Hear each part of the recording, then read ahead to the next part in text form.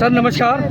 आज सर हीरालाल जी के कांग्रेस भवन में आज सच्ची श्रद्धांजलि देने आए हैं, तो उसके उपलक्ष्य में आज क्या कहना चाहते हैं सर? देखिए, जब कार्यकर्ता सब हीरालाल जी को याद कर रहे थे तो ये बात सुनकर एक सच्चे कांग्रेसी, और हम लोग कहते हैं कि कांग्रेस की विचारधारा, कांग्रेस की संस्कृति और भारत देश की संस्कृति जिस प्रकार से मिली हुई है कि जिनको ज़रूरत है उनके लिए काम करना, अन्याय के खिलाफ लड़ना, अत्याचार, बलात्कार, भ्रष्टाचारियों के खिलाफ लड़ना, ये कांग्रेस की और हमारे देश की संस्कृति है।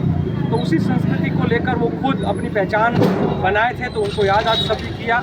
और साथ साथ में देश का जो माहौल है, जिस प्रकार से देश के अंदर दुर्योधन और दुशासन और धृतराष्ट्र, ये तीनों का जो एक तरीके से देखा जाए तो क्या कहें इसको, लोगों पर दबाव, तानाशाह लोग कहते हैं, पर साथ साथ में मैं भी ये कहूँ कि देश को लूट रहे हैं, भारत माता को बेच रहे हैं, और भारत माता की बच्चियों पर दिन दहाड़े बलात्कार होना, उनको नग्न परेड करवाना, उनको मार देना, रात के अंधेरे में पेट्रोल से जला देना, किसानों को मार देना। तो देश में पूरी तरह महिला, किसान, मजदूर और छोटे व्यापारी और युवा, ये पाँचों पाँच अगर हम अंग देश के देखें तो सब दुखी है।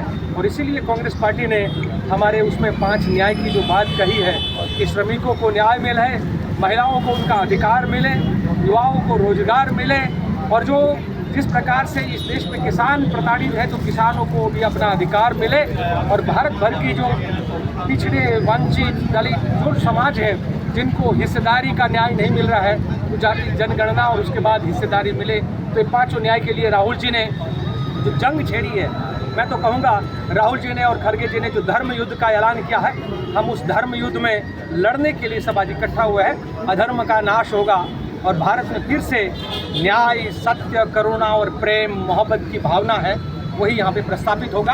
आप लोग कुरुक्षेत्र के बहुत नज़दीक से हैं, तो रणभूमि में जो युद्ध खेला गया था धर्म के लिए, 5000 साल बाद फिर से वही युद्ध आज देश के अंदर। चुनाव सर पे खड़े हैं, तो आज सच्ची श्रद्धांजलि के उपलक्ष्य में आज समाज को और देश को कुछ आज मैसेज देना चाहते हैं? नहीं, बिल्कुल। आप देखिए, आज तो देश में माहौल बदल गया है।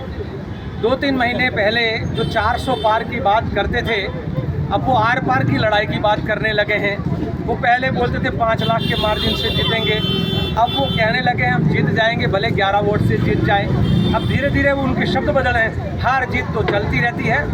मैं ये दिन देखने के लिए मुझे लगता है मेरा दृश्य दिखाई दे रहा है, क्योंकि नरेंद्र मोदी सत्ता से कभी बाहर नहीं रहे हैं, इसीलिए उनको विपक्ष में बैठना बड़ा मुश्किल होने वाला है। और जैसे ही वो हारेंगे, वो अपने आप झोला उठाकर चलने वाली जो बात करते थे, मुझे लगता है वो झोला उठाकर किसी और को विपक्ष का अध्यक्ष बना के चले जाएंगे। Thank you sir. Congress Sevadal जिंदाबाद।